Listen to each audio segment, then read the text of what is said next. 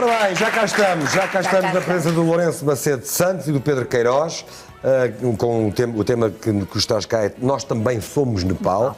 Já vamos saber o que é isto. O Lourenço e o Pedro angariaram já milhares de euros, mas precisam de mais para matar a fome e a sede aos nepaleses. Olha, eu devo dizer-vos que quando pedi para vocês cá estarem, porque fui acompanhando um bocadinho da vossa história, e achei magnífico, achei mesmo que vocês representam o que de melhor a juventude ou os mais jovens que eu têm, desta geração, e representam o que melhor a humanidade também pode ter. O que é que se passava? Eu considero um gajo porreiro, não acho que sou nem melhor nem pior que os outros, mas acho que sou uma pessoa normal e até com facilidade me sensibilizo e tal. Mas acho que se me visse no meio de um tremor de terra com aquela magnitude, aula daqui para fora o mais rápido possível, que acho que isso, se calhar, é o instinto natural das pessoas. Ou não. O instinto de sobrevivência, sim, pode ser. Ou não.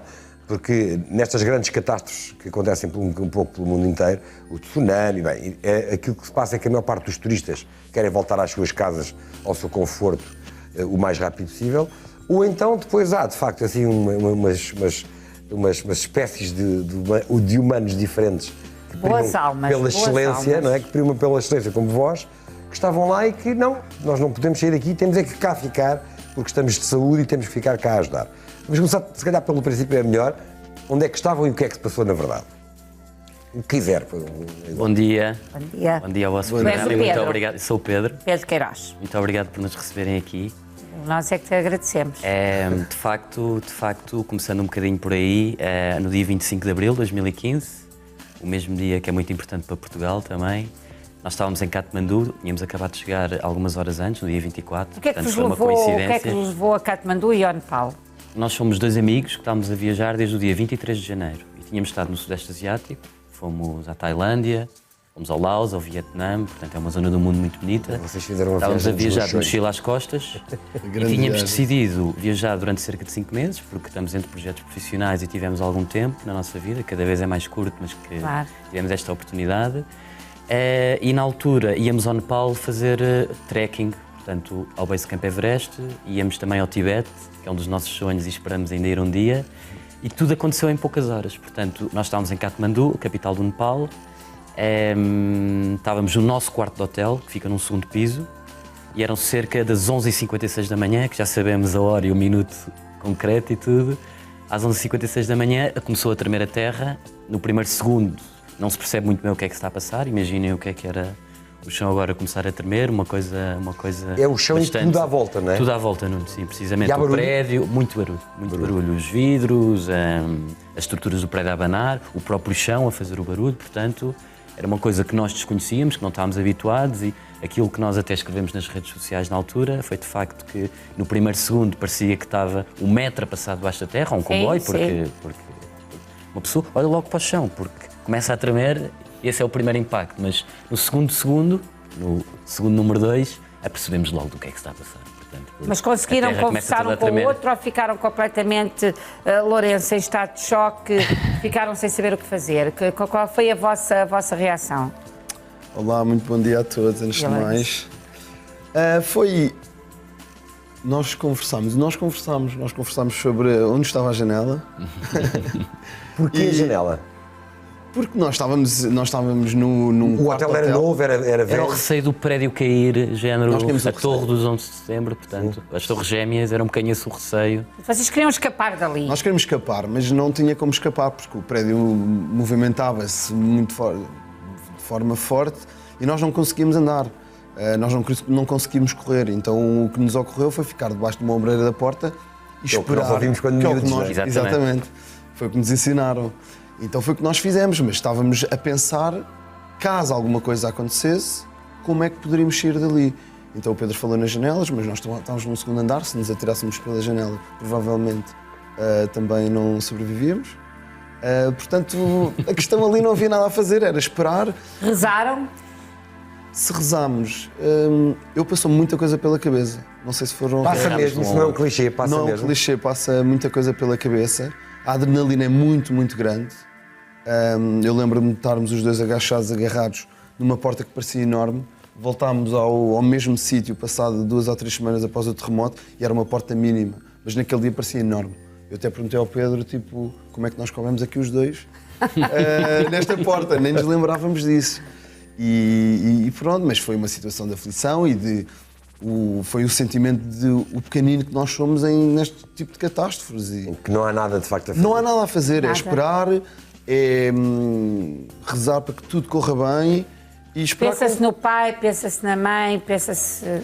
Eu ainda no outro dia estava a conversar com uns amigos meus. Eles ainda estão a processar, não é? Ainda estamos a Não processar tivemos muita muito informação. tempo, Isto passou-se há 50 dias, mais dia, menos dia. E a única coisa que me passava pela cabeça era sobreviver. E passa muita coisa pela cabeça, mas era sobreviver, era o que é que fazemos, espero que isto não caia, espero que quando é que isto acaba, e nunca mais acabava, 1 minuto e meio, eu não sei exatamente o tempo, pareceram horas. Portanto, E aquilo que eu pergunto por isso é que eu perguntei se era um edifício novo ou antigo onde vocês estavam. era um edifício relativamente... Porque não é, se fosse Era de betão, o que já não é mau. Pronto, portanto, Era de- já vos garantia alguma segurança Já nos garantia aparente. Aparente, não é? sim. Aparente. Mas da forma como o edifício Dançou. dançava, Parecia que era de papel. parecia que era papel. Parecia papel. Qual foi a altura em que perceberam que estavam perante uma situação de risco enorme, portanto, que era um tremor de terra? Quando é que perceberam isso? Foi ao fim de 5 segundos, 10, vocês não têm noção do tempo, claro, mas foi uma coisa que ainda durante esse minuto e tal perceberam que era uma coisa que estava a acontecer? Foi imediato. Sim. E é um metro? Não é um metro, só pode ser um tremor. Sim. Não é? É uma coisa Foi desse logo género. imediatamente a seguir. Havia muitas pessoas aos gritos na rua, havia pessoas aos gritos no ouviam-se hotel. gritos também. Ouviam-se coisas a partir. No vosso quarto É o caiu chão alguma fugir coisa? debaixo dos pés, Nos nossos literalmente. quartos, os armários abriram, a mesinha de cabeceira começou a andar e aquilo foi automático, porque a terra começou e depois de repente começou a abanar muito e automaticamente percebemos que estávamos num tremor de terra. Foi- E quando parou o tremor foi de um terra, depois da tempestade vem a bonança, quando é que vocês sentiram, pronto, agora acabou, agora vamos ver os danos, o que é que sentiram quando parou? Nós ficámos os dois assim parados e começámos a ver as pessoas todas no nosso hotel a correr. Estamos vivos, não é? Primeiro. E estamos vivos Não é? e começámos a ver tudo. As pessoas começaram a ter a noção e a realizar o que tinha acontecido e começaram tudo a fugir para a rua. E foi o que nós fizemos. Nós começámos a correr, a descer o hotel pelas escadas, Deixando tudo lá. deixando tudo lá, tudo lá. Mas há um Por acaso sentimento tivemos- que nunca termina, que é o das réplicas, porque era existe isso o que eu ia tremor de perguntar, terra não é? e depois começam a vir as réplicas, portanto existe a noção que já está tudo bem, mas que há que ter sempre muita atenção agora às próximas horas e aos próximos dias. E o pânico que se assistia nas ruas era milhares de pessoas a correrem, a saírem Correrem para lado nenhum, não é? para lado nenhum. Entretanto, nós encontrámos uma pessoa que nos tinha levado a este hotel que disse: esta zona não é segura, saiam daqui. Então foi aí que nós deslocámos-nos por uma avenida assim maior, porque nós estamos numa zona muito turística, com muitos prédios à volta, prédios pequenos. Um bairro alto. É um bairro alto, sim, um género de um bairro alto, e com muitos cabos de eletricidade, ou seja, eu lembro-me que a primeira coisa mais impactante que eu vi foi um poste caído em cima de um carro. Tirámos para aí 100 fotografias cada um, é isso, não Mas sabíamos o que é que vinha. pelo percurso que vocês foram fazendo, Pedro, havia mortos, havia pessoas feridas, o que é que encontraram nesse percurso? Sim, Era o que ele estava a dizer. Isso foi uma das A coisas- primeira imagem é um poste em cima de um carro. Não faziam eles ideia do que é que ainda vão Nós quando encontrar. saímos do não é? hotel, a primeira imagem que eu tenho na cabeça é de toda a gente com os telemóveis na mão. Portanto, Que não funcionam, claro. quando acontece qualquer coisa, acho que a primeira preocupação, É avisar após a tentar família. sobreviver, é falar com a família e com os amigos E para saber se funciona está ou não? tudo bem. Não, que está tudo a queimar ao mesmo tempo? Houve muitas redes que foram abaixo, havia pessoas a chorar, agarradas aos telemóveis, sentadas no passeio do chão, e por outro lado havia pessoas contentes que conseguiam chegar ao contacto com as pessoas. Depois, eu lembro-me de nós vemos uma pequena parede onde algumas pedras tinham caído no chão e eu tirei para aí umas 100 fotografias também a essa parede, mas aquilo era uma coisa mínima comparada àquilo que de facto vimos nas horas seguintes. Começámos a ver os tais postes em cima de carros, fios elétricos caídos, muros tombados.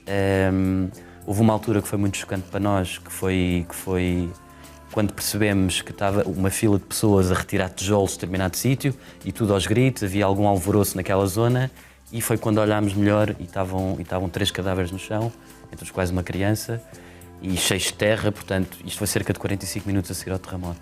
E é quando vocês começam- Pela cidade, portanto, havia toda uma situação de pânico, porque havia muitas pessoas na rua, muitas estruturas a ruir, muitas ambulâncias que não conseguiam passar devido a todo o movimento que havia nas ruas. Portanto, é um pequeno caos que se instala nas primeiras horas. Um pequeno grande caos. É aí que vocês percebem, começam a perceber a dimensão do que tinha acontecido. Precisamente. Conforme foram andando, foram descobrindo uma realidade que os vossos olhos não queriam ver e que o vosso cérebro não estava preparado para receber. Certo. Não E é? depois também existe uma coisa, que é, havia muitas pessoas ao longo da rua que começavam a falar sobre a intensidade.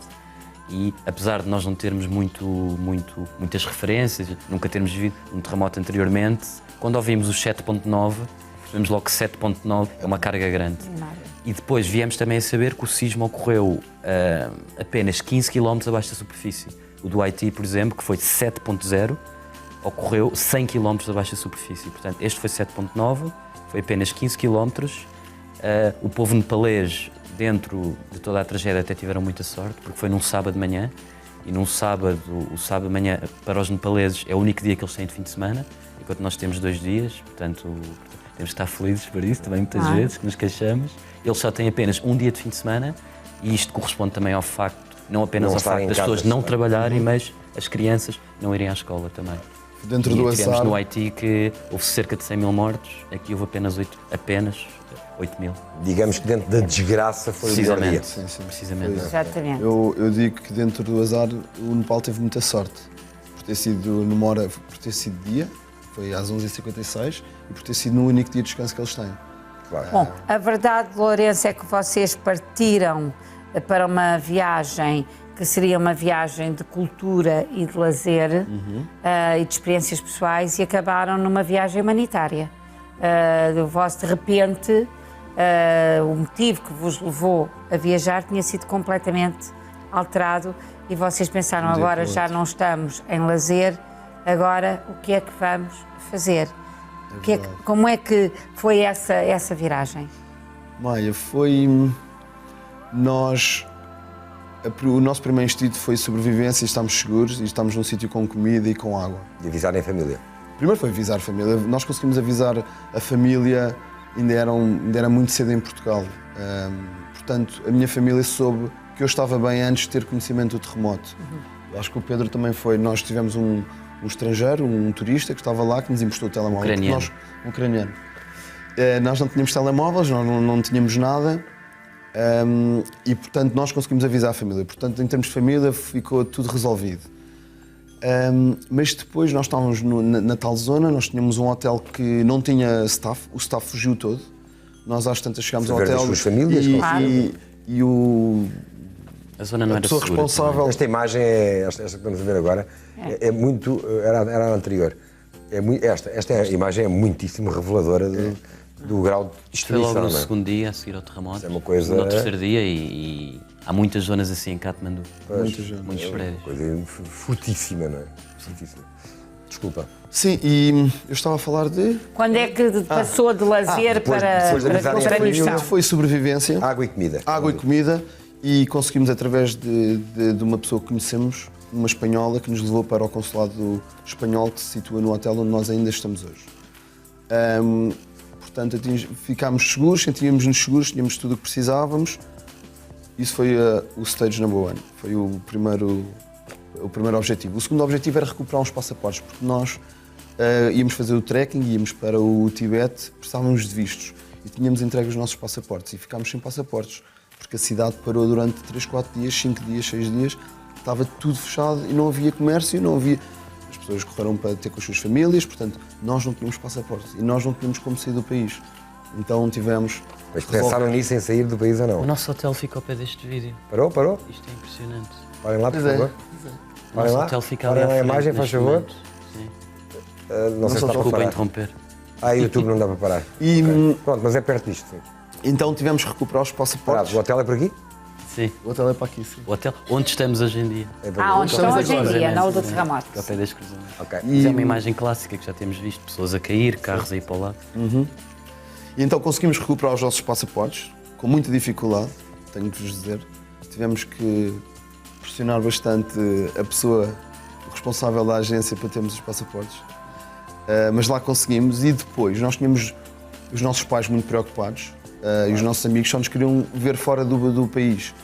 e comprávamos um voo de Portugal, porque no Nepal era impossível. Todos os sites na internet para se comprar aviões estavam todos bloqueados. Nós conseguimos comprar e depois apareceu-nos um e-mail a dizer que não havia voo e que tinha sido cancelada a reserva. E então de Portugal compraram-nos o voo para 3 dias depois. E nós, quando já tínhamos os nossos passaportes e o nosso voo comprado, decidimos ir ajudar e usar o dinheiro que nós íamos gastar na nossa caminhada ao Everest e ao Tibete, e decidimos pegar no dinheiro e ajudar. Então esvaziámos as nossas mochilas no hotel 5 estrelas, pusemos a roupa num canto e fomos comprar 2 sacos de arroz cada um. Comprámos 400 bananas, 200 bananas cada um em cada mochila. Eu posso dizer que a minha mochila ainda cheira a banana. Mas acredito. E foi aí que começou. E vão à procura de E vamos, quem precisasse de bananas e de arroz, não é? E nós, no primeiro dia, com medo de ficarmos no hotel, dormimos num parque da cidade. E foi esse o primeiro parque que fomos, porque nós vimos o número de pessoas, muitas pessoas dormiam ao relento. A gente era um parque Eduardo VII. Um parque Sim. Eduardo É o VII, parque central Certo. da cidade. em que muita gente nem sequer tinha uma tenda para dormir. Eram pessoas e pessoas e pessoas.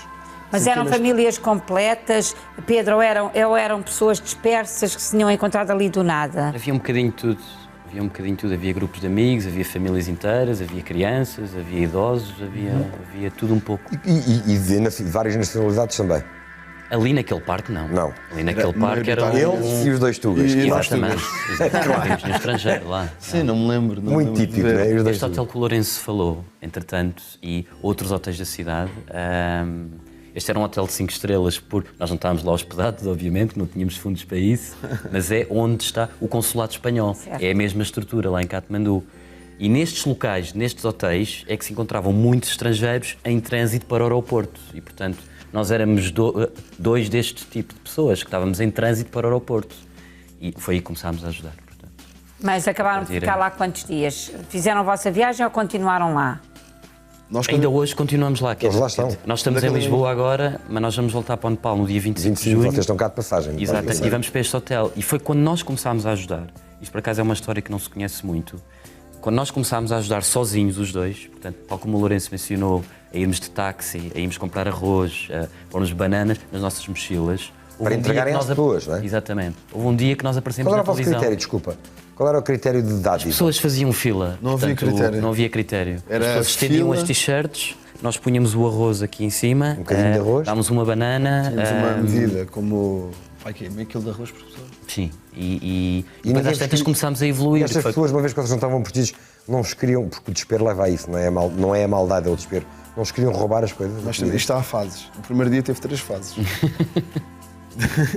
A primeira vez que fomos com os primeiros sacos de arroz e com as bananas, voou em 5 minutos. Eu lembro-me de abrir a minha mochila e começar a dar banana a banana e isto, vum.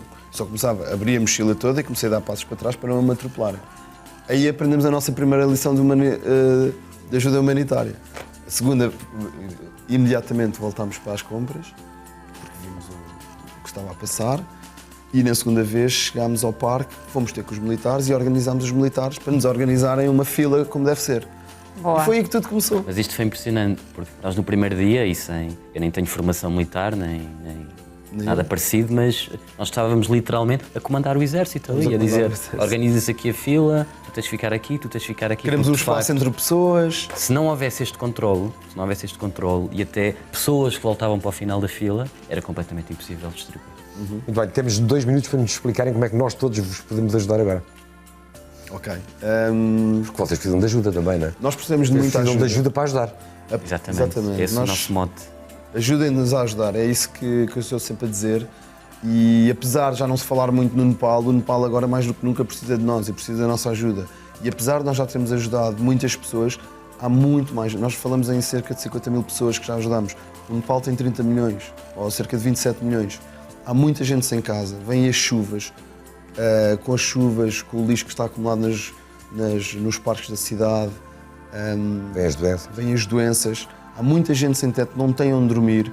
Nós já ajudamos muita gente, mas precisamos de mais fundos para continuar a ajudar e para tentar proporcionar a estas pessoas condições de vida e alguma dignidade, se pudermos, que é o que estamos a tentar fazer. Pedro? E por isso Sim, temos isso criar é- uma página e temos uma conta. Precisamente. As formas de ajudar têm sido várias, portanto, partilhar no Facebook, temos os voluntários que têm vindo ter connosco também, é uma coisa impressionante. Temos pessoas que vêm de Eram 2, Portugal. agora são 20, não é? Total acumulado, nunca chegámos a ser 20 ao mesmo tempo, mas já passaram mas muitas mais de pessoas. 20 pessoas seguramente, e não só de Portugal, mas de vários países que vêm, que fazem uso do seu tempo, das suas férias, do seu dinheiro, porque nós suportamos as nossas despesas pessoais todas, portanto, a comida, as viagens, etc. E, portanto, não só partilhar a causa pelo Facebook, ir às nossas páginas pessoais, ir à página oficial, o Obrigado Portugal, nós também somos Nepal, que tem lá toda a informação sobre a conta bancária para onde deve ser direcionado os fundos, porque essa é a melhor maneira que nós temos de facto de fazer a diferença, porque existem muitas organizações que às vezes podem ter processos muito morosos, muitas burocracias, e nós aquilo que fazemos é que recolhemos o dinheiro, vamos às compras, vamos aos fornecedores, detectamos as necessidades e implementamos as coisas ali imediatamente na hora.